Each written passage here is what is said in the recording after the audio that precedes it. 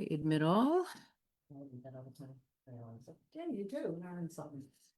Okay, good. Everybody's in the room. Let me just see if we are broadcasting on our friend Facebook.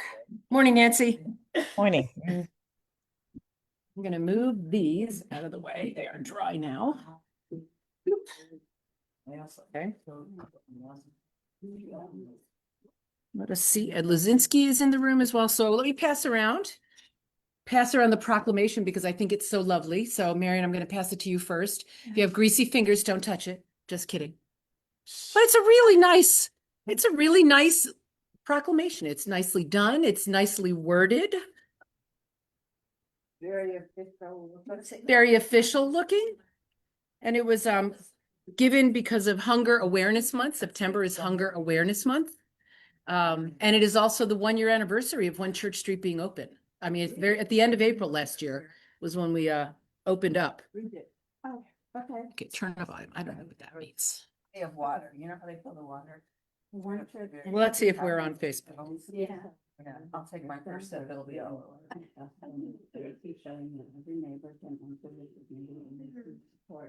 and barriers. Okay. Country has provided more than 60 years. Let's see. The third one. I know.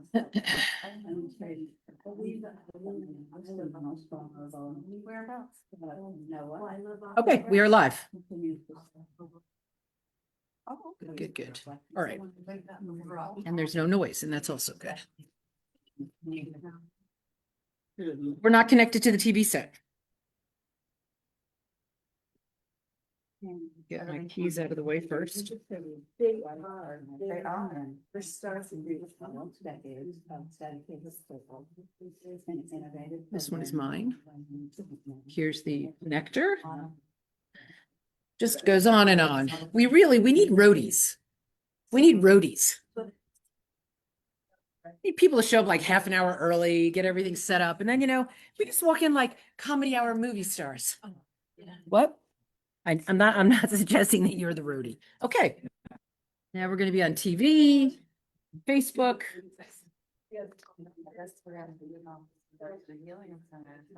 We have what I will do. Actually, I'll do a different view. So we have everybody. Summer began. Yeah. Never do that. Good morning, Ed. Good morning.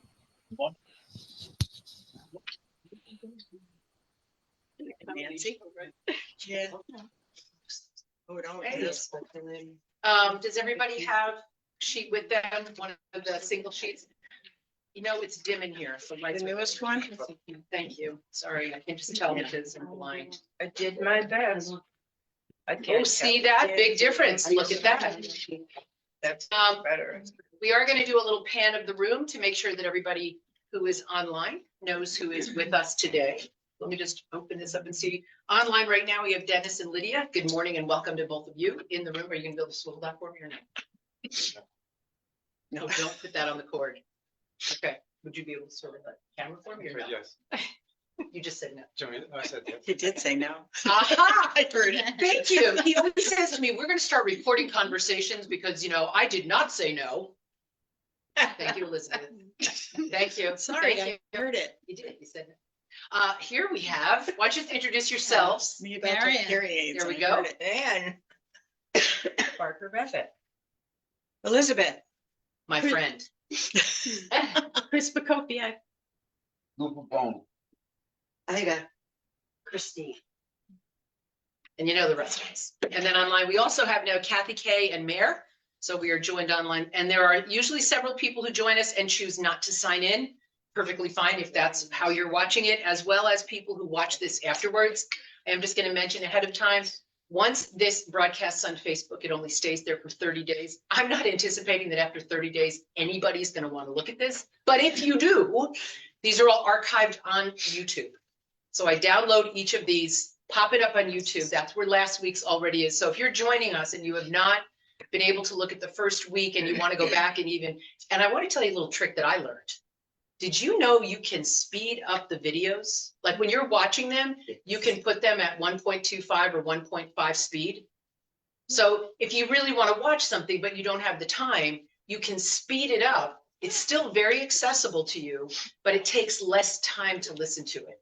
Underneath your YouTube, it will actually have, I think it says something like speed. And you'll get a little list of how fast you want it to go.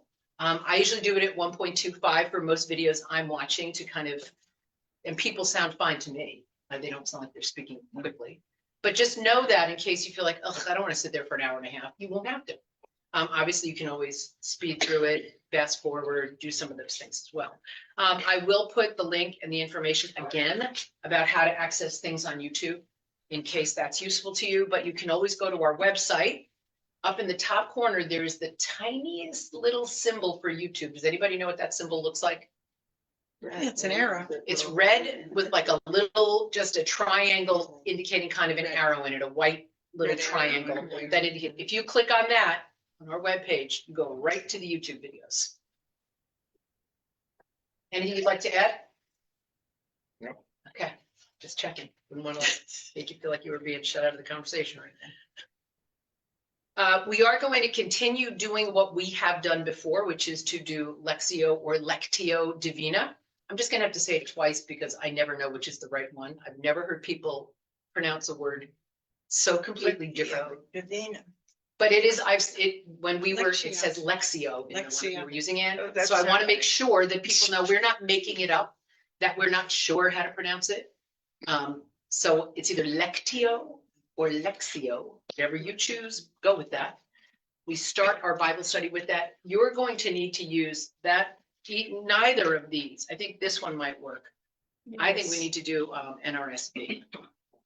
That's not NRSV. That's That- not RSV? Yeah, no thanks. What's No wrong? thanks. Not even saying, not even going there, not even going there, just not. What's wrong with the RSV? I'm just saying, I'm not gonna use the RSV, but thank you so much for suggesting that that might be a good choice. You can use that in your own personal study, Use it in your own personal stuff.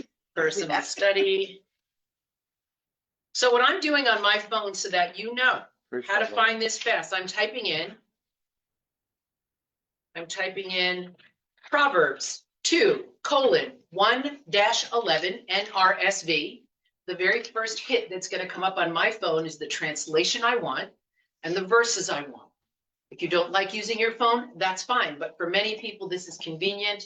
Or if you hear somebody mention a Bible verse, you can quickly access it simply by typing that into your phone or your tablet or whatever it is that you use to study.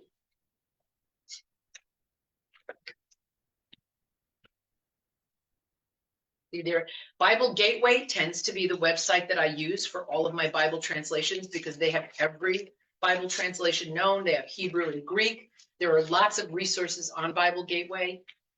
So beyond this study, that's something that may be useful for you in your own studies at home.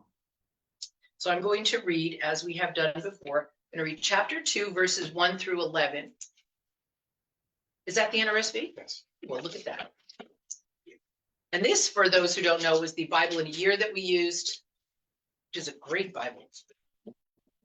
Read through the Bible in a year.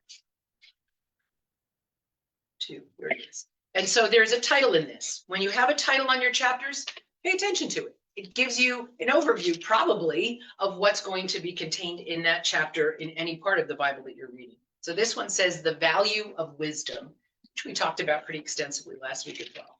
Verses 1-11. My child, if you accept my words, and remember, I'm sorry. So you're choosing a phrase or a word, something that bubbles up to the surface that you are either curious about or that you have questions about or that makes sense to you. So you're allowing something to bubble up and you're holding on to it.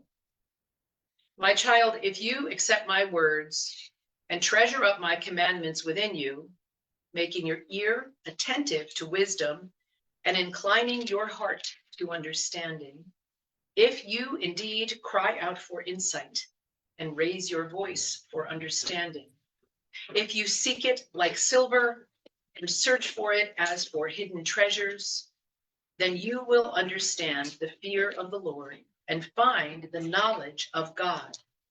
For the Lord gives wisdom. From his mouth come knowledge and understanding. He stores up sound wisdom for the upright. He is a shield to those who walk blamelessly, guarding the paths of justice and preserving the way of his faithful ones. Then you will understand righteousness and justice and equity, every good path. For wisdom will come into your heart, and knowledge will be pleasant to your soul. Prudence will watch over you, and understanding will guard you. Give us a couple of minutes to see what bubbles to the surface for us.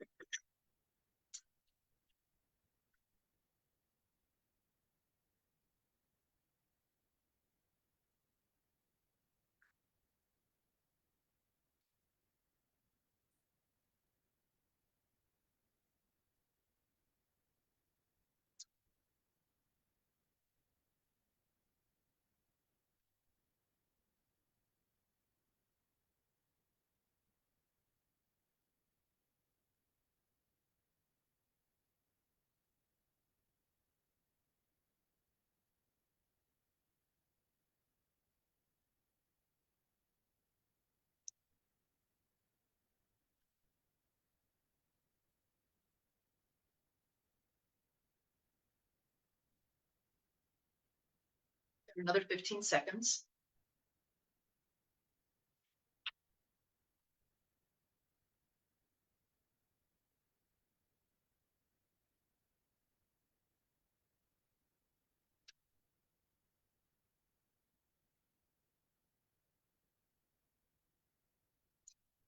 Okay.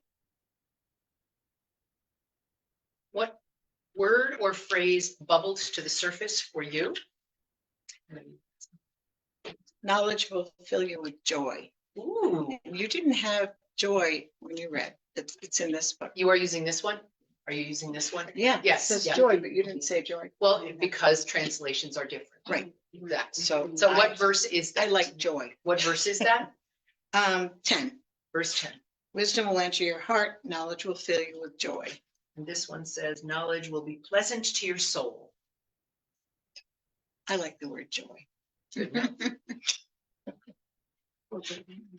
Anyone else? And you remember, you don't have to say anything. People online, Shalom Imelda, welcome. People online are welcome to type in the verse that stands out for them. We don't have to share a verse or a word if we do not want to, but you are welcome to do so. Hidden treasure. Hidden The treasure. idea that wisdom is a hidden treasure that could bubble up in anything at any time. And if you seek for it and search for it, it's like truffling for treasures. You're digging in to get all Okay. the precious little truffle. Great. And So the what we fact- do now is we just let that phrase come up and then we talk about it in a minute, Okay. just so that we're just letting everybody kind of say the words out loud. So thank you, because I love that too. I chose, for wisdom will come into your heart. I bet, oh, so, see, I was about to do it too. Sorry. No, I was about to do it. Oh, look what Lydia said. How cool, Lydia. I didn't even know you wrote that. She wrote, wisdom will come into your heart. We're just alike. Bing, bing, bing, bing, bing. Then you will understand what is right, just, and fair. That's what I. Mhm. Then you will understand what is right. Sorry, I don't have to say it because people can hear you. Understanding is in there about 6 times. Find the knowledge of God. Accept my wisdom. Accept my wisdom. Sorry, Nancy, I see that you raised your hand and I even heard the little champagne cork sound. Lou, we have the very big print Bible if you want to use it. You're welcome to. I'm just telling you. You don't have to. Just listen. Anyone else? So what we do is, for those of you who are here for the first time, We read it one more time. We don't take as long. And then we try to mine it a little bit to see what it is that God is saying to us. Something that makes us, I think I have my little sheet in here. There's a great little cheat sheet. Ah, here it is. And I really like to depend on this. Reflect on the word or phrase. What is God saying to you? What does this say about who God is and who you are? So I like to just say, what is God saying to you? Pretty much works for me. I don't have enough Bibles here, do I? I'm gonna wait till that. I think there's only one. We're just gonna wait till the light's done.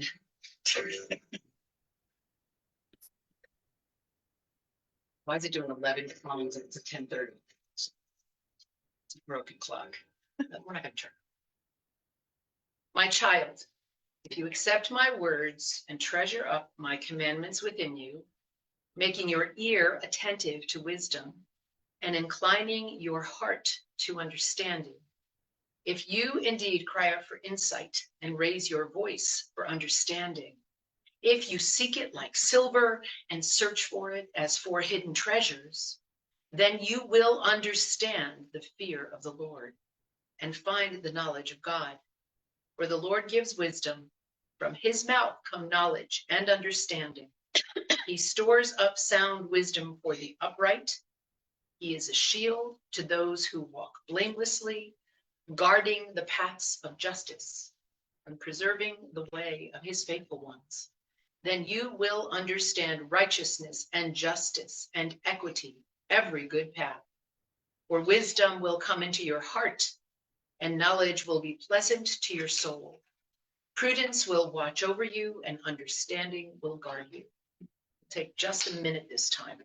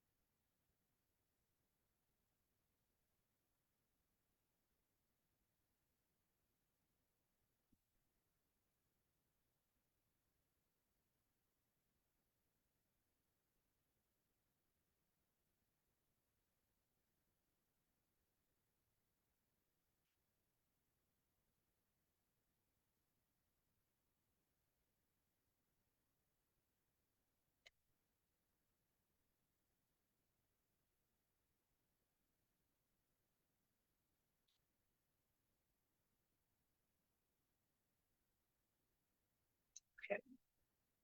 Minute now. Meditating on that same phrase that you heard from the beginning, what is God saying to you?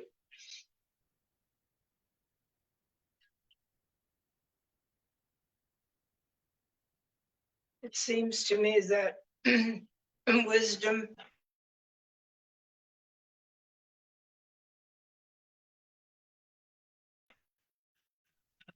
and knowledge are specified in these verses. All through these verses, it's very that the nouns all stand out to me, and wisdom and knowledge are not they are separate from each other, which may be the case. It's perfectly possible that you can have all kinds of knowledge and not one bit of wisdom.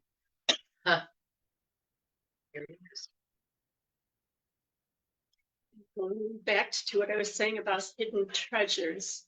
I mean, this also ties in with the heart, because hidden treasures, it means that you have to really look a little deeper, maybe see with new eyes or hear with new ears.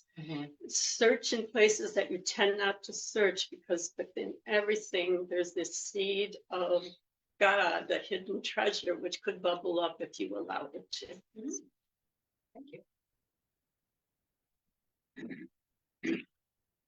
I like wisdom will come into your heart. Oh, that's right. Okay, so why don't you talk about it first then, and I'll just throw something in there I afterwards. don't know, I just picked that one, wisdom will Uh-huh. come into your heart, I think if you listen, Uh-huh, if you listen to, if you listen to God, Mhm. wisdom will come into your heart. It's something, that you probably you have to pray for. And so you could get deeper respect, better choices.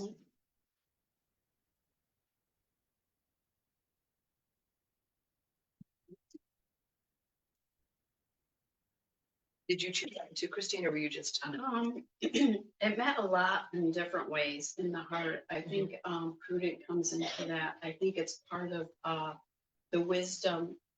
And as you're using the wisdom, you have to use the wisdom every day in every areas of your life. And the more you use it, the more you get more knowledge as you read the Bible the same way. And I think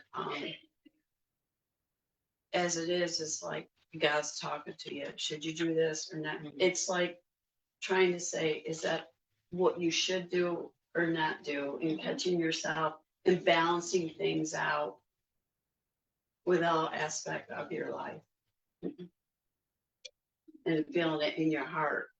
Yeah, I thought that I picked up on the idea that wisdom is in your heart, because I think we think of wisdom as kind of in our heads.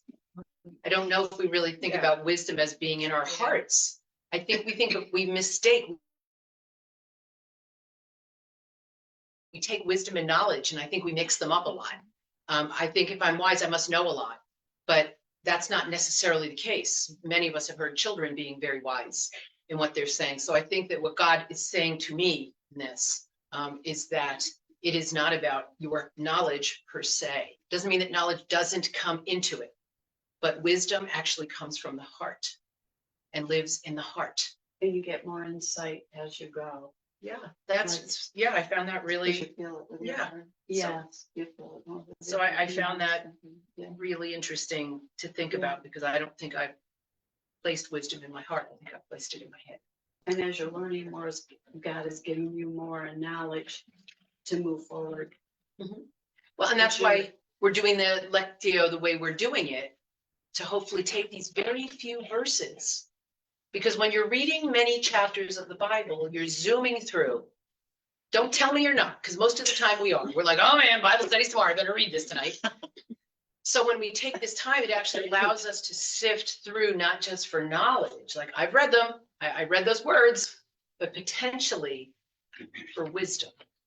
And so that to me seems like part of why we start our study with this. I will just quickly note, Kathy Krug liked verses 1 and 2. My child, if you accept my words and treasure up my commandments within you, which is really interesting. We didn't even talk about those commandments. Making your ear attentive to wisdom and inclining your heart to understanding. So those were the verses that she chose. I like to make sure we're paying attention to our Zoom folk and our online folks, that they are participating as well. Can I have just ask for a definition of heart? Because we're talking about emotions and feelings, which can be very fickle, can be very misleading at times. So you're asking me for a I definition know, of I'm heart? just trying to like, what is Like, it? Heart sounds like a really nice thing, but what do you really mean by that, as opposed to? I mean, center of myself. Okay. I wasn't thinking actually about feelings at all. I really wasn't. I was thinking about it almost physically, believe it or not, as in into my deepest guts. That wisdom comes from my deepest guts. Okay. And that it doesn't necessarily come from my thinking power, but when I am walking what I will call, hopefully, the path of God, that actually wisdom is almost instinctive sometimes. It isn't necessarily something that I can say, okay, if I do A, therefore B. There is something about wisdom that suggests to me that it becomes part of your personhood. So in terms of psychology, that's your subconsciousness. Blah, blah, blah. I mean, what? I'm just trying to throwing it out there. When we went, Go right ahead, keep talking. when we got to chapters 4, and it said get Proverbs 4.5, Okay. 4, thank you very much. Chapter 4, verse. Chapter 4, Proverbs chapter 4, Proverbs. verse 5. And the wisdom, and it says, guard your heart above all else. And the heart is the center of your desires, your thoughts. I mean, it's not just emotion, it is and so if you're hanging around with, he's telling the kids that if you're hanging around with all the wrong people, I don't You see make- that verse. it's 4.5. I don't see it. What I have for Okay. 4, 5 is get wisdom, get insight, do not forget nor turn away from the words of. 23 through 24. Different verses. So it's chapter 4, verses 23 And and Yeah. 24. 24. Okay, there you go. There you go. Keep your determines the heart with course all of your- vigilance, for from it flow the springs of life. Put away from you crooked speech and put devious talk far. from Yeah. you. and Okay, that's good. I just want to word make it sure I a have the little right one. differently. But it was, one of the questions on here was, what does that mean? Guard your heart. And so, to me, and when I was looking it up, and it was saying that it means to protect your heart, to understand what God is saying about the wisdom, putting the wisdom and making the right decisions. And that's in your heart, because if you're, people desire different things. Mhm. And if you covet, Yep, that's a desire. I'm big on that one. I break that commandment every day. Yeah, But anyway. yeah. And then as we get into chapter 5, which they didn't ask any questions about, we'll see that has a lot to do with it. Sort of the desires of the heart. Yeah.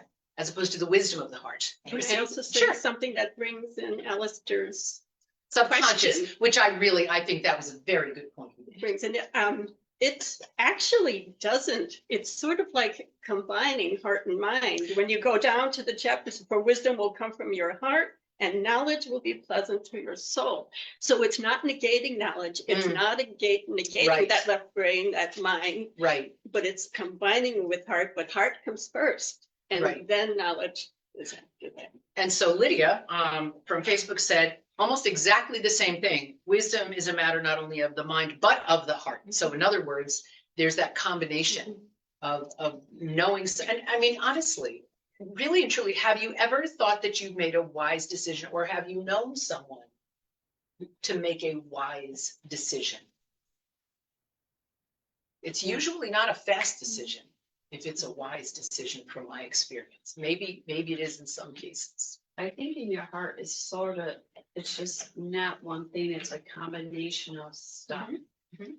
It has to do with your heart, but also it's like your body, your mind.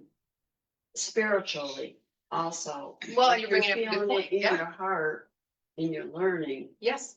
but you're also trying to balance life by your heart and the wisdom that you're getting and making the right choices.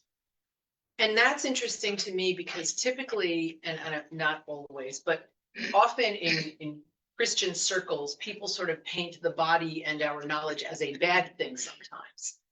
There's this idea that the soul is pure, or that our faith is a good thing, but our humanity is what kind of trips us up.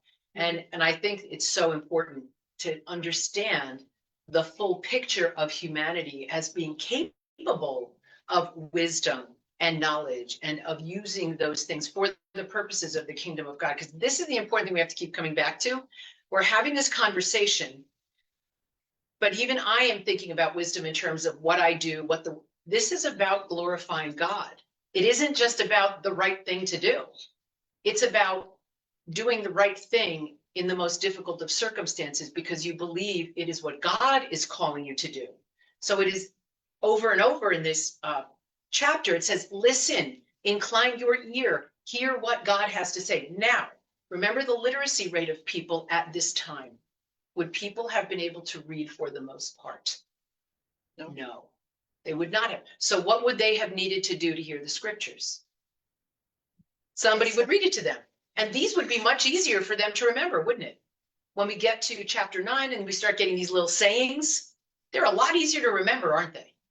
So I think it's really important that we're not just thinking of this as good humans, but we're thinking of this as good, faithful people and what it is that God intends to do. What is God's wisdom versus my wisdom, for example?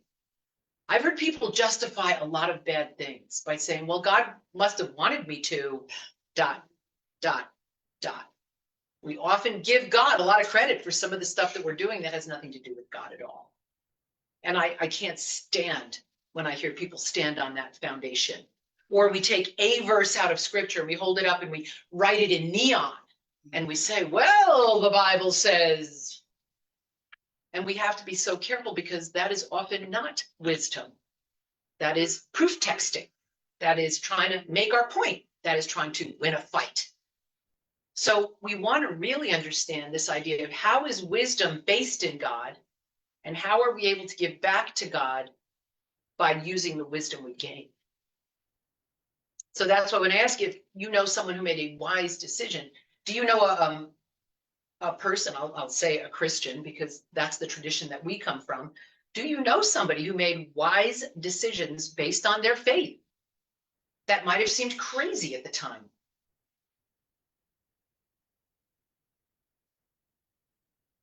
I know a young woman who married a man from India who was a Hindu. Mhm. I am going to visit her parents this weekend when I'm down in my hometown.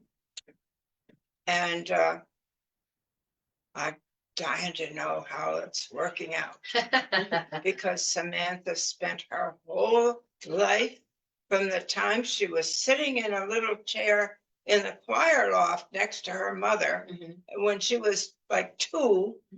Every Sunday of her life, she's been in church. And I'm sure that she made her choice guided by God. Somehow that's got to work out. Isn't that an interesting, I mean, I know we probably don't feel brave enough to ask this question, but wouldn't it be interesting to ask people about some of the decisions they made and how they are based in faith? The one that comes up for me actually is when I went to Poland, because I had 48 hours to get ready to go to a war zone. And there was literally nothing logical about it at all. Not a single logical thing in the world. And yet it was such a wise thing. And it was completely informed by the fact that I felt as though God was calling me to. And so what may have seemed illogical and dangerous was actually very wise, and remains a very wise decision for me, and something that is a great gift that I followed. I'm sure Alistair didn't think it was wise at the time, but Can I say something about yes, Hebrew thought and Greek thought please do. and how we think? Hebrews, they had no division between body, mind, and soul. It was a whole person. That's right. The Greeks come in and said, oh, you have a body, you have a mind, and you have a soul. And that's what we have inherited today. So we find it very difficult to understand. We're subdividing this up. You hear the word heart, you hear the word soul, you hear the word mind. But it was in there. It was in there. Yes, so it's not that we're just so picking it out. maybe a different word is the will rather than heart, No, I don't like that. because the will is our decision-making process. No, I don't like it. Yes, you see.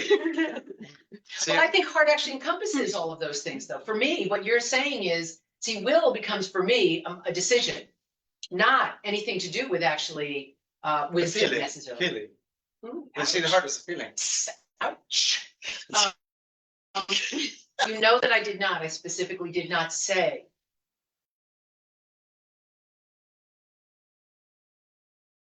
that wisdom was a feeling, and I specifically. Thank you. Not for me. What you believe heart means. What I said was the center of one's being, which does not mean that my feelings. Okay. It means the thing that I know best, my pilot light. It means like the spirit. It means the faith that I carry within me. It means taking all these things and molding them into kind of a logos of self, which means a totally perfect center. And I don't have a totally perfect center. I've now said so he can hardly wait. You hear the galloping of hooves.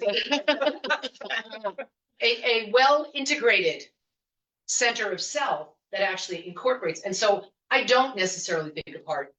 I don't think of heart in this case from this scripture as being feelings, just so you know. Okay.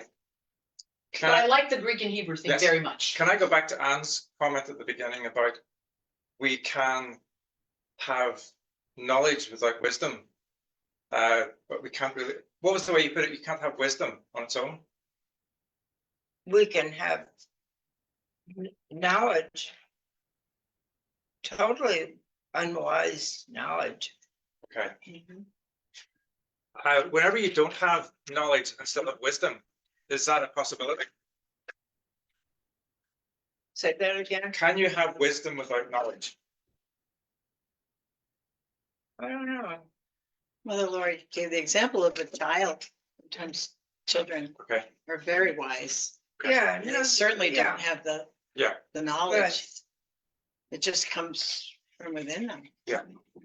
Sir, you know, I believe that God can speak to us and give us wisdom without having prior knowledge. No, that's a scary thing. But So why don't you give us an example of that? Okay. I'm trying to think of one, a scriptural one. Oh.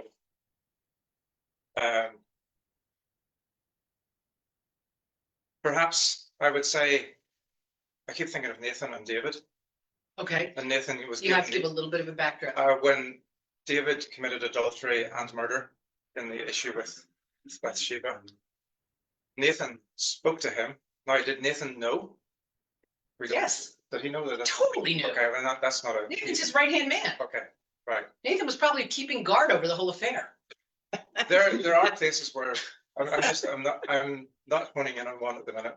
Okay. There's one. Just checking. But there are times whenever wisdom is given without having prior knowledge of any background. And can I ask the question, how do they know that it's? Because it's God given. wise? It's God given. And the I don't know individual, that we do know. I mean, Yeah. Do we that know was we're just being my wise? question, because a lot of people say that they're given the wisdom, as you were saying before, well, God told me to do this, they totally believe it, and so they go and shoot somebody. Oh, gosh. No, That's why I I'm don't- bringing yes, the yes. question, that That's resonance it, of that's- knowing yes. it's It's wise. also- That's also mental illness. Yeah, I So know, I mean, we want to be careful. So I have to be that's careful. why I need Yes. this clarified. Yes, you need to because clarify. need Okay, to be I clarify this. I'm almost going to contradict what I'm going to say here, but you cannot receive wisdom from God unless you know who God is and what God would expect you to behave or say in that circumstance. If it's saying something which is contrary to his character or his commandments, then that is not God's wisdom. So in a sense, knowledge was there before. Knowledge was there beforehand, but Okay. there's also an insight. Right, Maybe okay. insight is But rather they're than. not disconnected. No, they're You not. can They're only not. have They're not. both They of don't them. come from a vacuum. Right, They don't come from a Okay. vacuum. Maybe the word I'm saying is insight rather than wisdom. perfect, perfect. You know, it's knowledge, but then it's how do you deal with that knowledge? That's the wisdom. Absolutely. knowledge. I Apply have a that friend, wisdom. I do ask this question all the Yes. time to people. Why did you decide Yes. that? And this person has very deep faith. And they say, well, I start with compassion. That's one wing of the bird. And then I bring in discernment to make sure I'm just not totally over there doing stuff that's Right. going to cause harm to somebody Right. else. Yes. Right. So it's two wings of a bird. Right. But they start with compassion, which in a sense is heart centered. Mhm. And then they say, okay, Mhm. and then they bring in Well, that's their insight through knowledge to know, just like, Adam knew Eve. It's not just mental, it's a physical knowing Yes, in the yes. body. So even the word knowledge is like has different meanings there. The ancient Hebrew knowledge, to know somebody, you physically felt it in your body. It Yeah. wasn't a mental Right. thing. Right. Yeah. I would also say that we're approaching this from a very individual point of view. Wisdom can also arise out of discernment with a group of people, a community. I think quite often wisdom comes out of the gathered knowledge and discernment. Sorry, can I just say you're. What am I doing? that way. I'm messing with the cord. Yeah, just keep it away. Sorry, my apologies. Yeah. Of a group of people. And so, because I almost always say, well, when somebody says, well, God told me, and I always say, who else did God tell? Who else? Because the community is a very, very important part of understanding our discernment. So if we have a person acting on his or her own, claiming that God said, this is what I must do, that's usually quite suspicious to me, because God always speaks in community because God is community. So it is not that we are called on our own to do something without the discernment of community. That also brings wisdom, because we're actually depending on other people to help us make important decisions about our actions. There's, Joyce said, sometimes our hardest decisions are not understood by us to be a wise decision until years later. I love that. We pray for guidance and knowledge to make decisions. I think that's very interesting too. Wisdom doesn't have to be immediately understood as Right. having been That's a good wise, comment. but we may often look back in our lives and say, oh, now I get it. Now I get it. Then I did not, but now I see, which is very scriptural. The sheet that some of you will have has Proverbs 1-7. Oh, because I sent it out initially as the We wrong sent it one. out. No, it's not the wrong one. It's just that we decided that we covered those last week. Was it So- 5 we did? So if you printed the one off that Laurie sent out yesterday, it starts at Proverbs 2. That's okay. We're getting through here, and I want us to make Yes, sure but that I'm we're just saying a lot of people have this on their sheet. Yeah, okay. I have the- Okay, and so we're gonna amend those as we see if he's including, and I think it's odd that he did that and then left out chapter 5. So the one that we then sent out yesterday is the amended sheet that is shorter. I don't even, and what Nancy told me is that the formatting was also wrong on the one I sent out. So I sent it out again, and I sent out the correct one this morning. So I apologize. It was No, that formatted. that was my error, because when I looked back, I think I just read it too quick and thought, oh, this isn't the whole thing. So it was fine. It was my Oh, okay. That's good. Why don't we move to Proverbs 3, because we are We moving. have another question here. What do you say is the benefit of wisdom? I know, but we gotta also move through. I think we have, I think Okay. we've covered some of that. Okay. I just want to make sure we do not just get stuck on one part, if that's okay, because I think, what does it mean to trust? That's the a Lord? wise decision. Oh, it's so funny. Gosh darn you. All right then. Proverbs, so obviously we were to read chapters 2 through 5. And so you've read all of chapter 3, but this focuses on verses 5 and 6. Put my Bible behind me, excuse me. What? It's a moving Bible. So when we look at chapter 3, verses 5 and 6, would somebody read those? Because people can hear you now, so you can. Chapter 3, verses 5 and 6. Can I just make one more comment about the previous chapter? Oh, boy. The question asked was, how do these verses describe what our attitude towards wisdom should be? And I kept thinking through that was teachability. Are we willing to be taught? Listen, take heed, gain understanding. All of that is having an open heart towards God and being teachable. So I think wisdom comes from being open and teachable. That's all I have to say. Moving on. That was fine, thank you. Thank you for your Actually, I think that was perfect because that'll just the person who figures I know it all myself and contribution. nobody else can say anything. Right, So thank you. for right. saying that. And the point that I would also then make, just to piggyback on that though, is if we believe that we are teachable, then it is really important that we're studying our Bibles too. Because it is my fear that we live in a world of biblical illiteracy. So people think they know what God is thinking all the time, but they actually rarely check in. And prayer, while wonderful, without being grounded in the foundation of knowing God's word and God's character, becomes very individualistic and personal and self-serving sometimes, as opposed to conversation. So I think the teachability that I would want to make sure, and we're obviously doing this, but I think the world that I see often quotes the word of God completely out of context without any knowledge of actually God's character. But we can all go online now, type in a word and say, give me a Bible verse and find it like that without knowing. I also have what you cannot get wisdom without worship either. Oh, without worship. Yes. Interesting. So that's kind of right relationship. That's Yes. really interesting. That's very interesting to me because I feel very strongly about that too. Mhm. Because you're putting yourself in God's presence, recognizing who God is. Like worship is not about Lord. Right, Worship is about God. right. And he gives you the knowledge as you're going. Interesting. Yeah. That's The other pillar, being part of a religious community of some sort, worshiping, very important for teachability. I think that's because also worship tends to soften your spirit a little bit.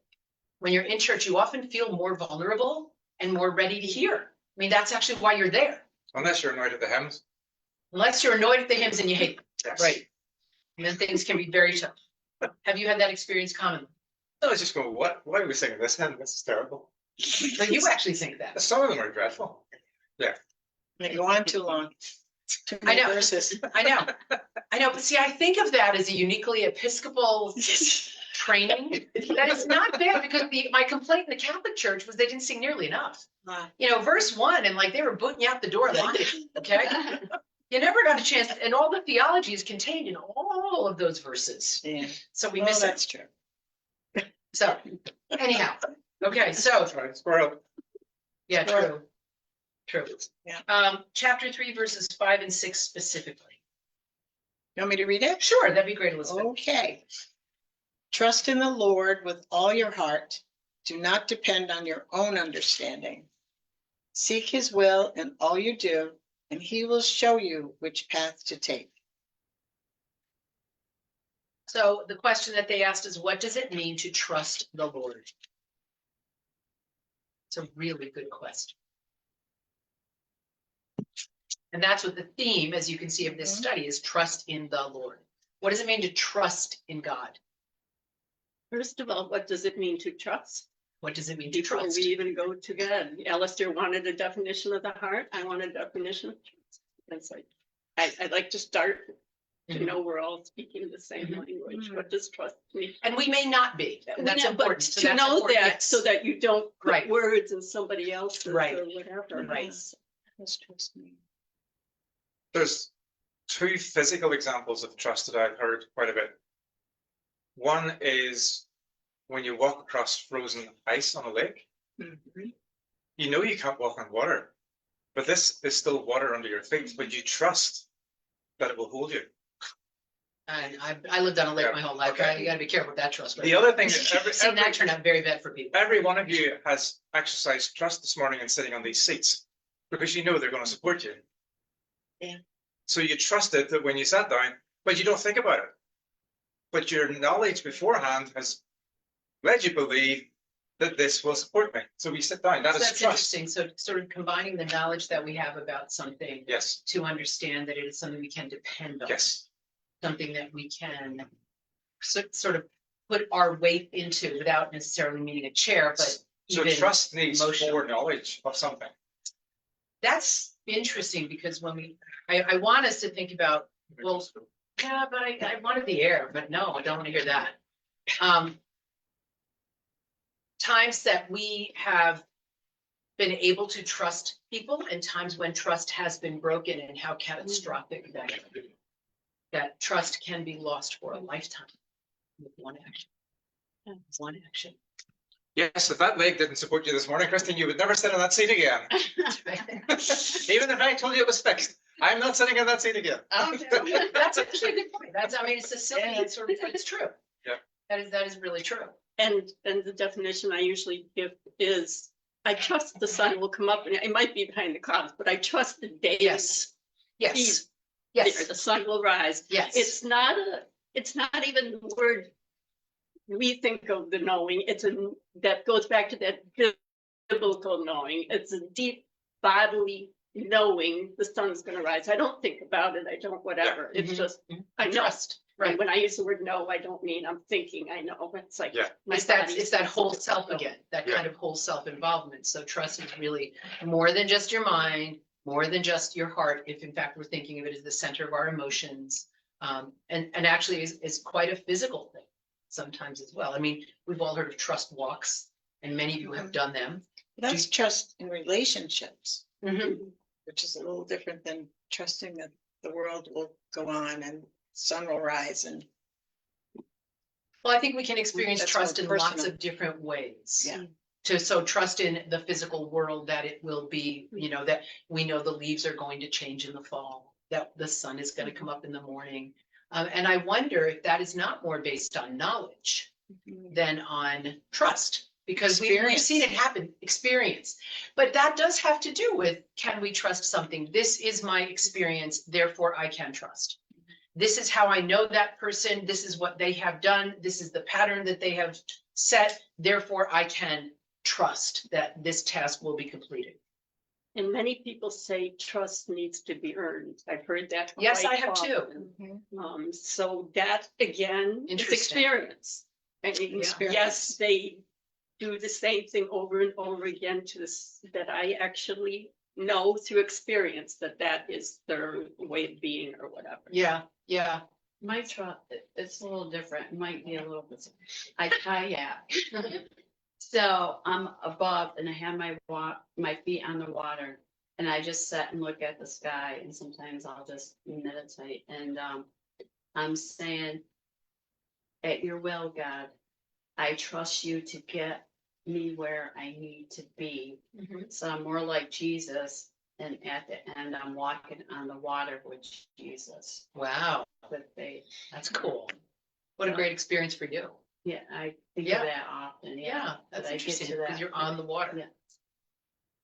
I'm fully in trust Yeah, in my faith grows. Can I take a step back? please do. We always want to see people coming to know Jesus. It's part of our DNA of wanting to share our faith and to see other people come to trust.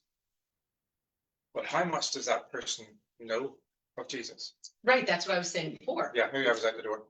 No, you were not at the door. We were talking about reading scriptures and worshiping. Yeah. You were right there. Yeah, I was here. But that's, you know, you obviously have come to a position in your life where you trust Jesus. You probably wouldn't be here if you didn't. Right. You know, and I so, want to step back even more okay, go ahead, go back. because I We're don't back to the know. garden, are we? That would be so pleased. Actually, I was going to call you Adam there for a minute because you weren't listening. So in my mind, Well, don't you tempt me, eh? I did go back to the garden for just a moment. In any case. And this is a Oh, that very, was so. we don't practice this, okay? Just, so you know, this is, and I mean this with sincerity from myself as well. And I really, really mean it when I say this, because you said, we want everybody to know Jesus. How much do we really want that? Yeah. Actually, that's my real question. I think for most of us, what we think is, this faith thing is so good for me. This is what it does for me. I get community. I have this trust in God, me and God, God and me and Jesus, Jesus and me. But I wonder truly, as a minister who feels like she's doing this for a living and is, do we really want people to know who Jesus is? Or are we kind of content and thinking, Self-satisfied. and thinking people will figure it out? I don't have to do anything because they'll figure it out. Even though 85% of this community, and I'm going to go with 90% of this community, doesn't have a place to worship on Sundays because they no longer go to church. I'm just going to trust that the 90% are going to figure it out, because when we're sitting in church, they know we're sitting in church. I don't have to tell them, right? Don't they know? And don't they drive by the sign? So what is the main way that people get to know Jesus? Quiz. Yes. Let's see if you pass. Okay, I will tell you, Eve.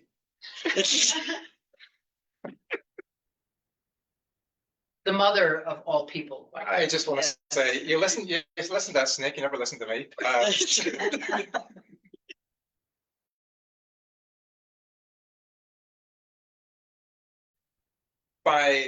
How do people, what was the question again? How do people find Jesus? Not a good day for you in listening, my friend. I don't know if you're really being wise as you sit here with I know. us. How do people primarily get to know who Jesus is if Okay. they are not? Primarily, if they don't go to church or if they don't read their Bibles, then the only way that they will know about Jesus is through us as Christians. Bam, relationship. Relationship. So I just think it's a very important thing that you said. We want everybody to know who Jesus is. And my question would be, do we? So as you're assuming something, I want to make sure that we get to ask ourselves that question. Right. You know, we've got a Sunday school starting up on Sunday. How many young families have no idea we've got Sunday school? How will they know if we don't invite them? How will we know if we don't make them feel comfortable? How will we know unless we have them meet the teachers? And those are worries to me, because I think sometimes we shirk responsibility for what it means to know Jesus and how amazing that can be. So now continue on with the rest of what you're saying. So it's to do with, we all have trust. Mhm. So what does it mean to you to trust? Trust in the Lord with all of your, All your heart, your mind, your soul, your strength. that's what Lord your God. Trust, what's it, trust Oh, in Proverbs? Oh. Lean, He trust in will the show Lord. you which path to take. Do not depend on your own understanding. Right. Trust in We the get Lord what the with beginning. all your heart. Seek his Okay. With will. all your heart. With Trust all the your Lord with all your depth. heart. Lean not on your own understanding. Do not- Okay. Not on your Rely own on your understanding. Insight, mine says insight. Yes, your own insight. He will Yes. show you which path to take. Yeah. So it's a very well quoted verse. That Yes, one. it is. Yes. But Seen it's on really, posters and memes. really hard to do. And I think that's important to acknowledge as well. Lean not on your own understanding. I think part of the trust too is not that you're gonna get the answer right away. It's, you pray for it, but if what you're asking might not be what God wills at that time, Mhm. or might be a long period of time. Mhm. Like I prayed for a Bible study that I would understand Mhm. and feel comfortable, and he answered, Mhm. my question, and here I am, and That's lovely. I'm learning a lot, Mhm. and that's, but Mhm. sometimes with your trust, you still, even though you're not getting the answers that you want, it's the trust that It's a really good point. there It's- might be something else in the progress, but we don't Mhm. understand it. Mhm. Mhm. So we have to be still and wait. And that's where I've been working on too, is my patience and the whole process of it. And each day I just grow with it, and I keep reminding me of verses and things each day. Or Right. when something comes up and I'm gonna say, how is this the right way to handle it? And that's the Right. trust in God. No, it's a really good point. I think that certainly trust does not mean easy answers, No, and you know? you don't get them right away, or. And I've had prayers that weren't answered for 20 years. That I have wrestled with and I've held on to and I continued to pray about, and they weren't even like I needed some understanding about something. And it literally took 20 years. I had to really keep reading my Bible, keep saying the prayer. And the feeling of relief when I believed that I had received the answer was incredible. But I had trusted. And then, and what I had made a decision about is this thing that I was praying about, I would not speak about it until I heard God speak to me. And I think So it took that's me the 20 real years. trust, how your trust is Yeah. growing, is not giving up for what you are trusting in.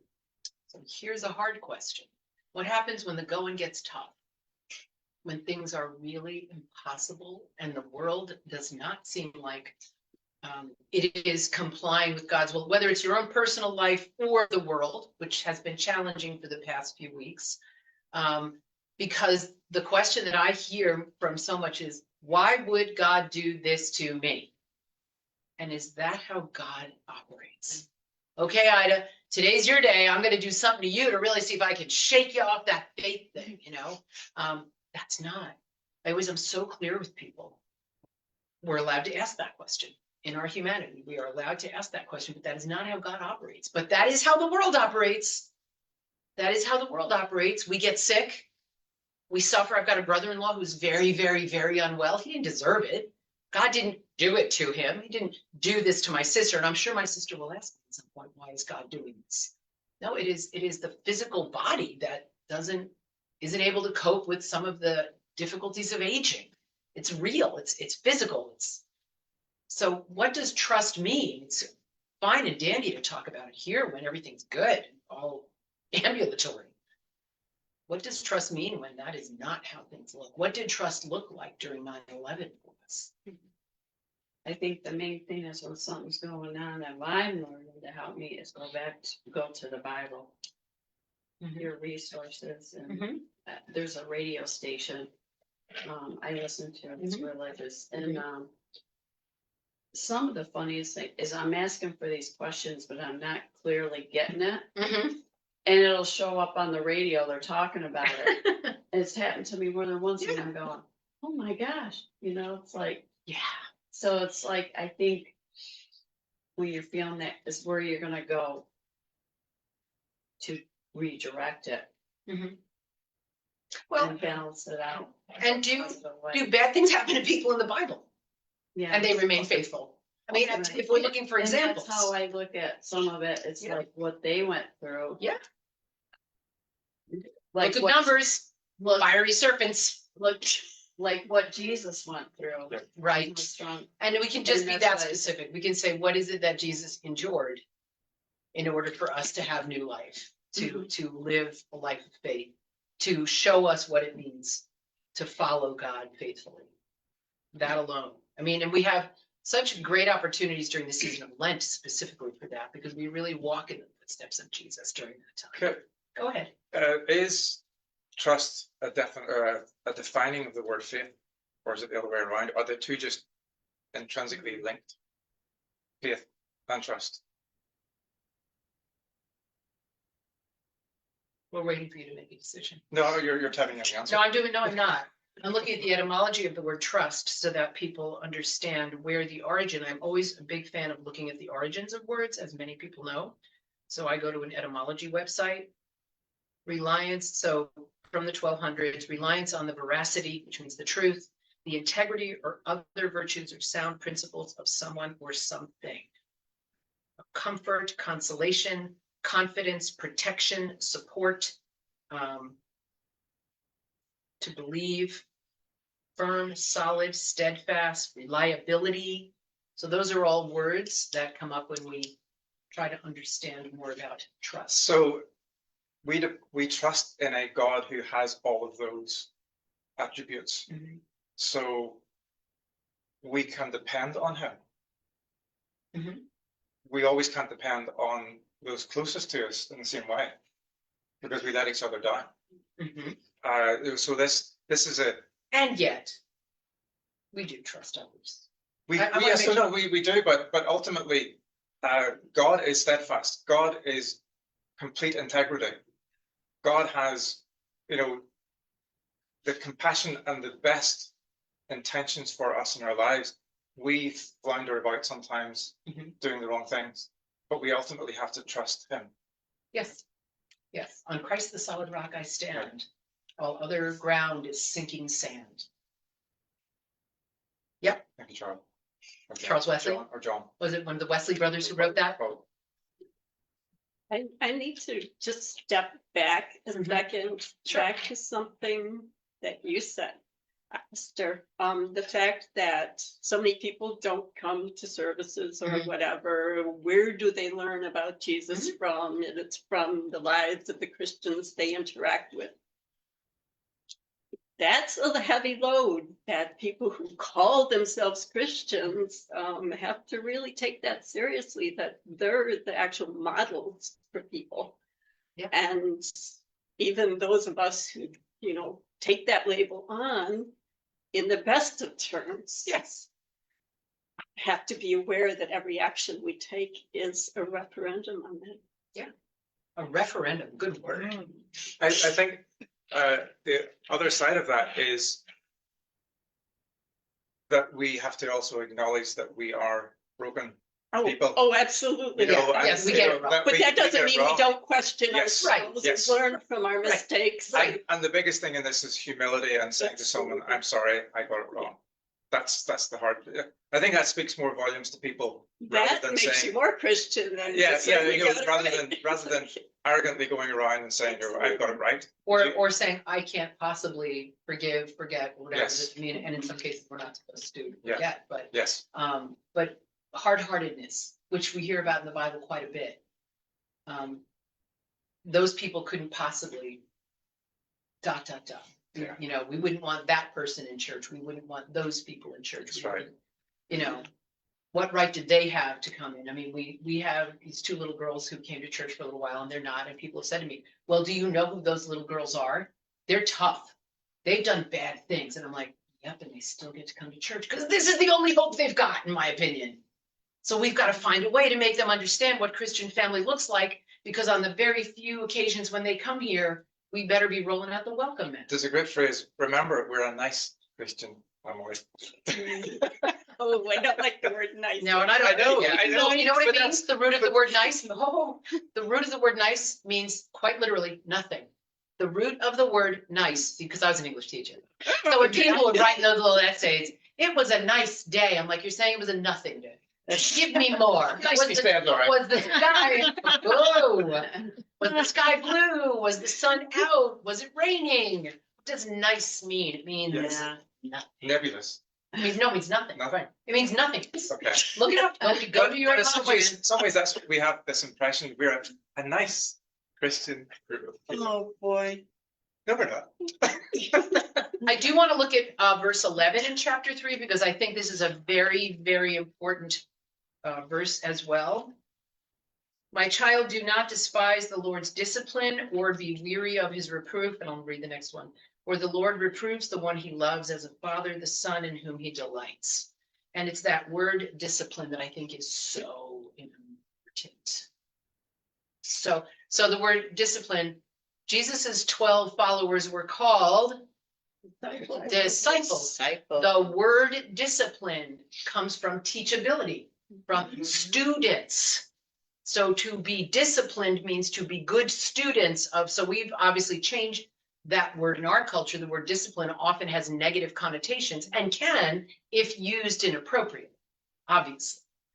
We know there are bad teachers. The Bible tells us that. False prophets, false teachers, we know that. But this idea of discipline, I think, is so important to being able to trust God, being able to learn wisdom, being able to gain knowledge. Don't I wish that I could do this and the whole Bible would go in my head?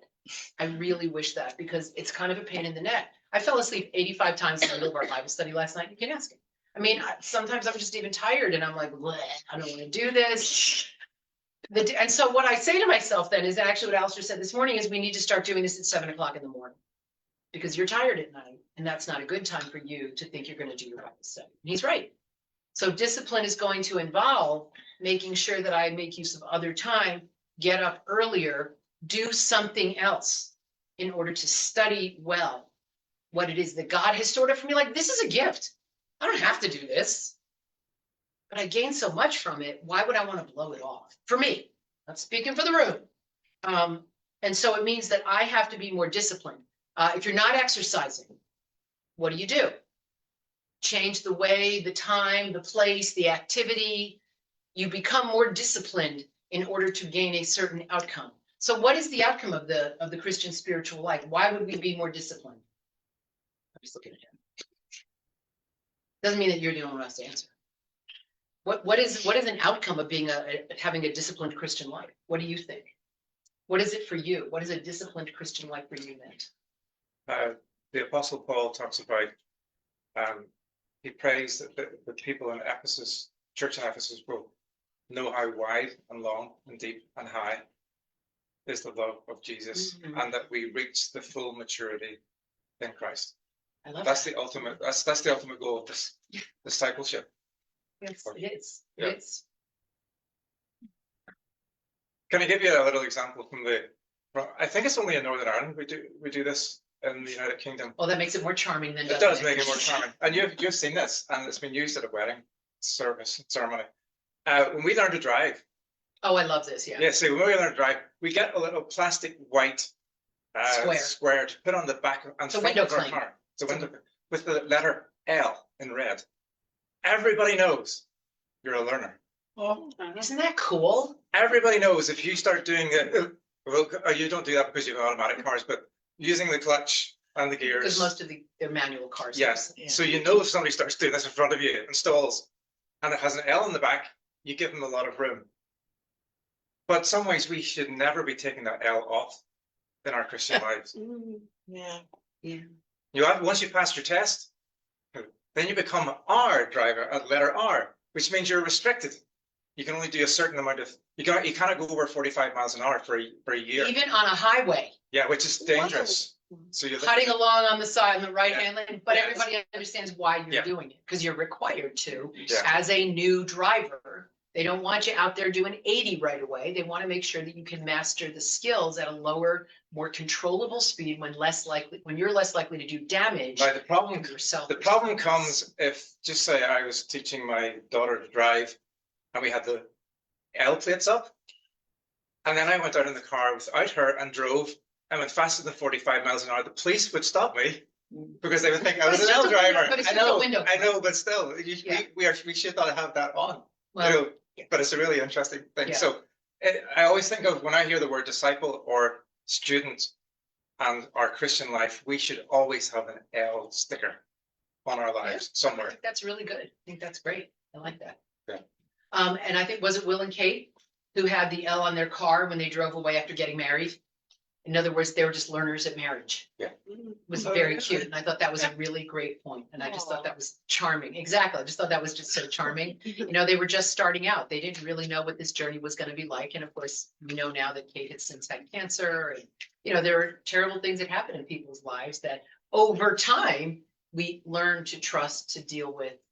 And yeah, I like that, Ella. I cannot imagine why we don't offer that here. I saw yesterday had student driver. Oh, we have student drivers. Yeah, But that's it's for not as some- big as a big L. No, no, no, no, that's- that's for only an instructor. That's the instruction. Yeah. That is not. Okay, well, Wait, the we instructors can't- for us have a banner across the top of their. Ouch. Oh, yeah, Sometimes we do It's really too. big. But sometimes we but do it too. advertises who they are, but it has a big L.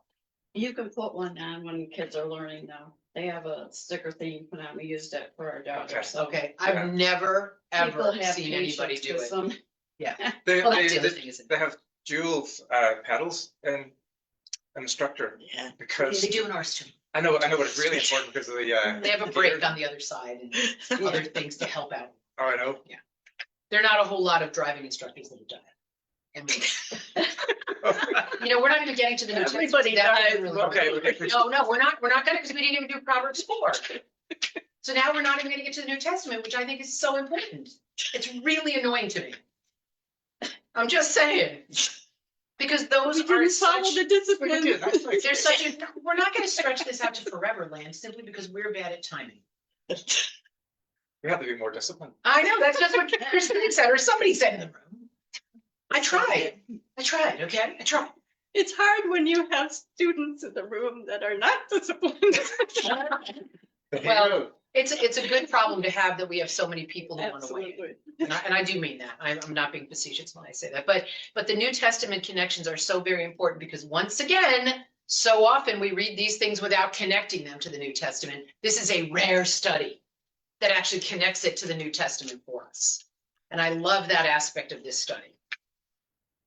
So what would you like to do from this point then? Let's jump into the Are New we Testament. leaping? So we're gonna leap over for? Yeah. Tough one to leap. All right, should we? Guarding our hearts is a really important thing. Oh, guarding our hearts. I think we've talked a lot about Okay. that. Okay, all right. What do you think? What is the written thing? Okay. Did you download the verses? No, I had no idea you sent them to me. I sent it to me an email. Okay, Just open so- an email. I'm gonna do this, let me do this.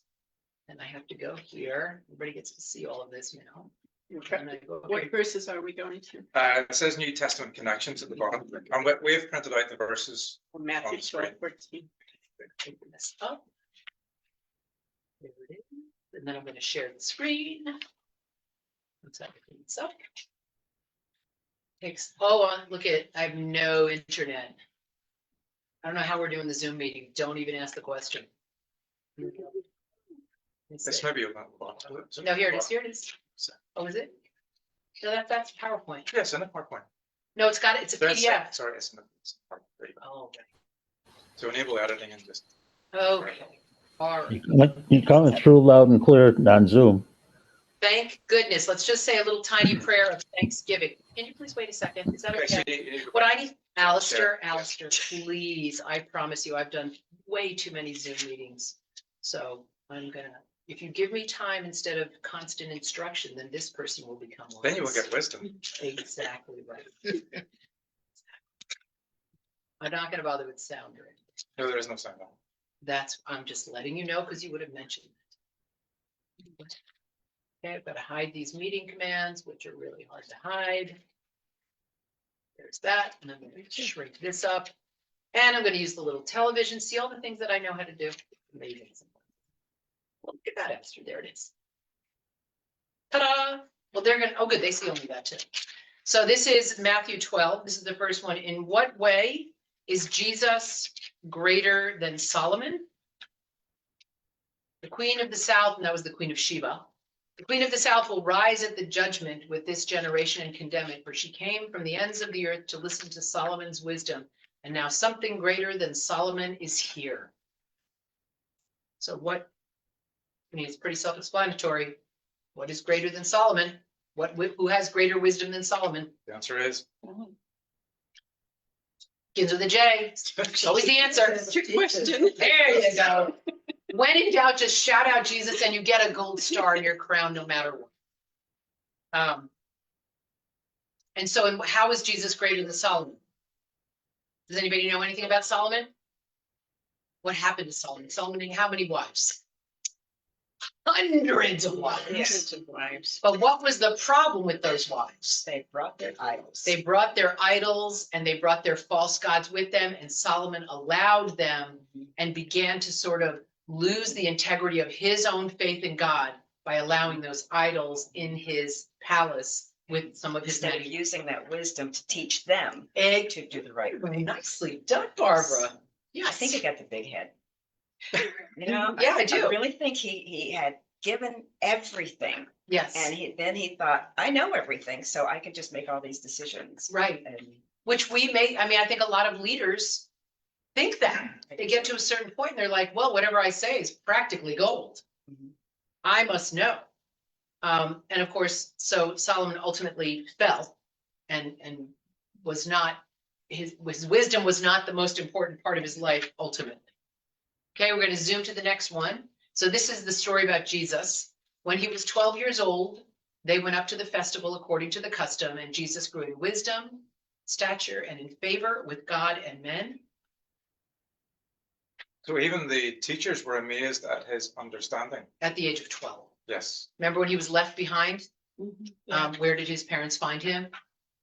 In the temple, teaching the teachers, Teaching. teaching the rabbis. Okay, his wise teaching. Matthew 13, coming to his hometown, he began teaching the people in their synagogue, and they were amazed. Where did this man get his wisdom and these miraculous powers, they asked. So this is really important that we're coming full circle with the idea of wisdom, because wisdom comes from God. Wisdom is housed in God. He was a savant. He certainly was a savant because he was, I mean, God is like the ultimate savant because God knows everything. That was what savant meant. Weird knowledge, like extensive, like, so for example, and if you've seen the movie Rain Man, has anybody seen the movie Okay. Rain Man? And there's a terrible term, but I'll use it. Someone is called an idiot savant. In other words, they're not smart in some ways, but in certain things. And so if you saw the movie, he had a facility with numbers that was beyond it was almost like a circus trick. Yeah. At a certain point. Yeah. So he was a savant and had this pocket of extreme knowledge. The son I of knew man. a man who Go on. was a piano savant. Yeah. Played the piano like an angel. My nephew never took a single piano lesson, and he played from a very young age, was able to play piano perfectly from the time he was 3 or 4 years old, and still does, plays all over New York City. So some people have an inborn knowledge of something. It's extraordinary. Oh, this is interesting. I kind of like this one. The Son of Man came eating and drinking, and they say, "Ooh, here's a glutton and a drunkard, a friend of tax collectors and sinners. But wisdom is proved right by her deeds." What about that? What do you think of that phrase? So if you studied this already, and if you've read this already, what came to mind for you?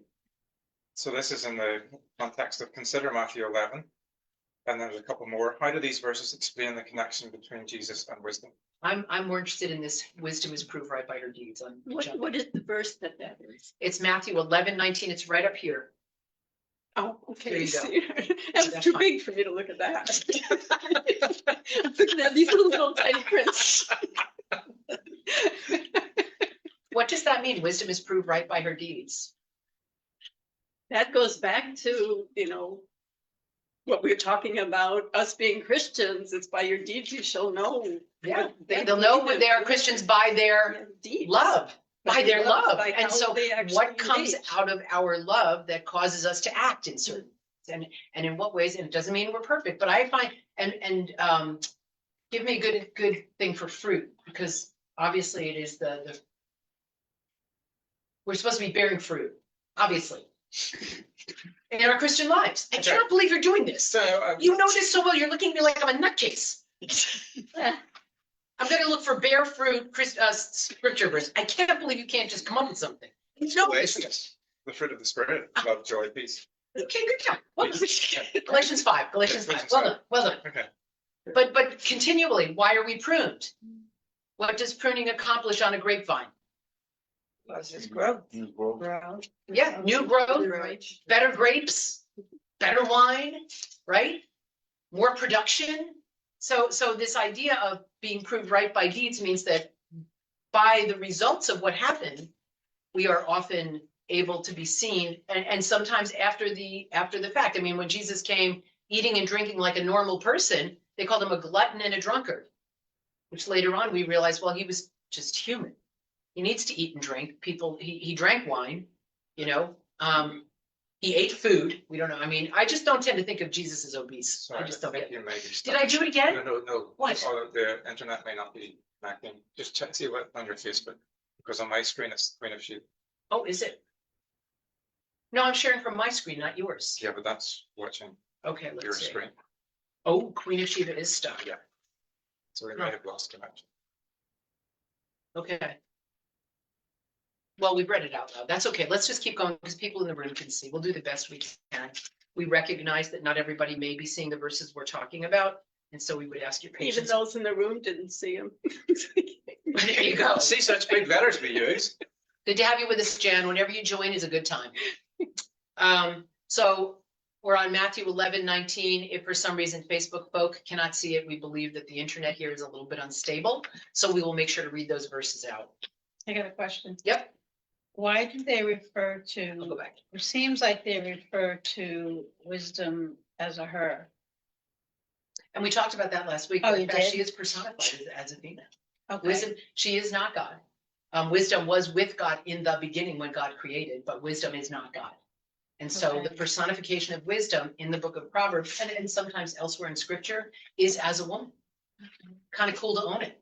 She is Yeah. also the Shekinah in the Hebrew tradition. Shekinah is basically another word for lady.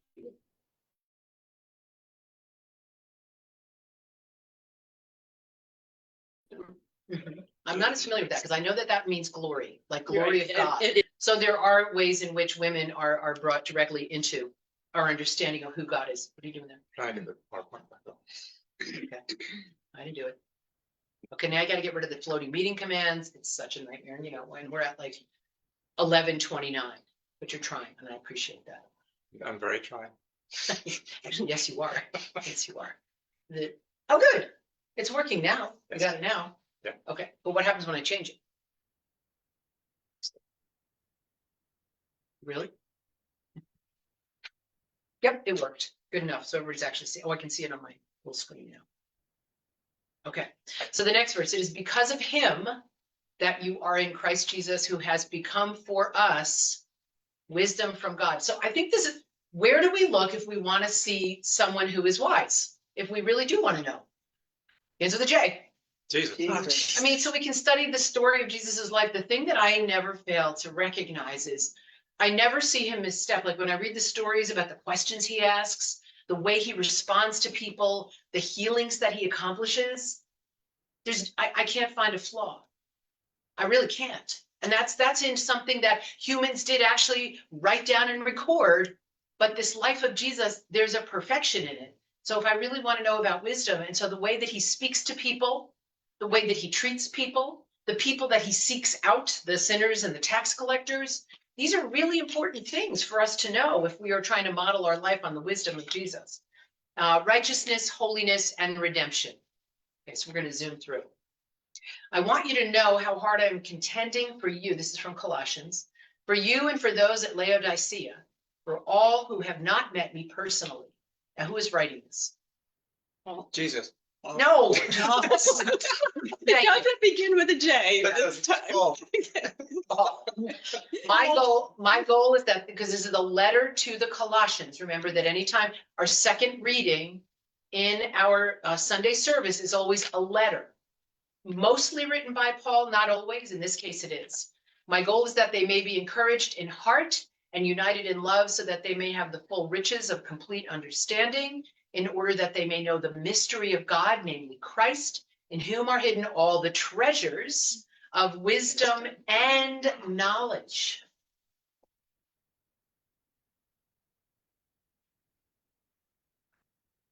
Oh, good, Acts, because I did want to get to Acts. God has raised this Jesus to life, and do we know who wrote the book of Acts? No, it's not Jesus. Will you stop it?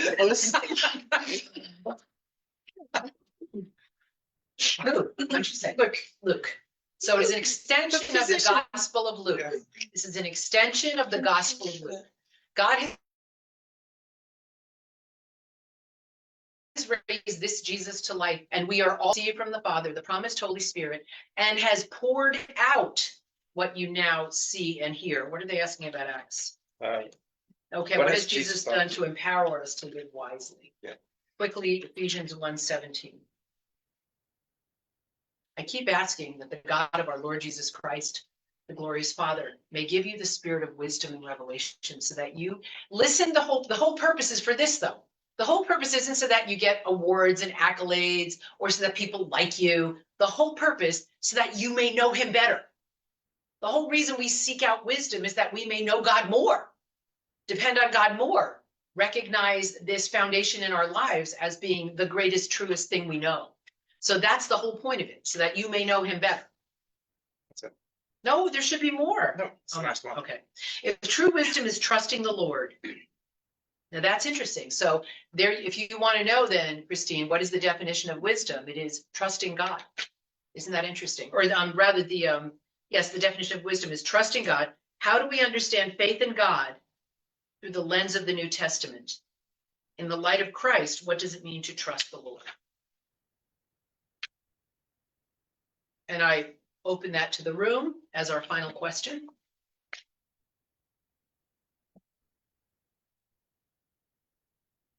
In the light of Christ, what does it mean to trust the Lord? That you may grant you a spirit of wisdom and revelation, and be able to rest in God. Rest in God. Wouldn't that be a great thing to be able to do? Imagine giving up all your anxiety and worry and being able to rest in God. How many of us have difficulty sleeping at night because we wake up thinking of things in the middle of the night that we didn't do, that we should do, that the world is doing? Wouldn't it be great if we could let that go? That doesn't mean that we have to all the time, that we're not in some way wanting to act as Christians through that system. But we do spend a lot of time in worry and anxiety. So I love that idea of resting in the Lord, although it's often referred to as death. Oh, he's resting in the Lord now. Big euphemism, but which I totally am gearing towards also. But Yeah, I meant resting God as. I know. You know. I do know. No, I know. Yeah. I'm just saying that I do Yeah. my feet. Jesus thought of the Father as Abba. Somebody so Daddy. close, daddy, and to Yeah, have yeah. that kind of trust Right. is how he lived his life. And to me, Right. that's what it's that feeling tone of what that would feel like to Mm. trust the way Jesus Mhm. trusts.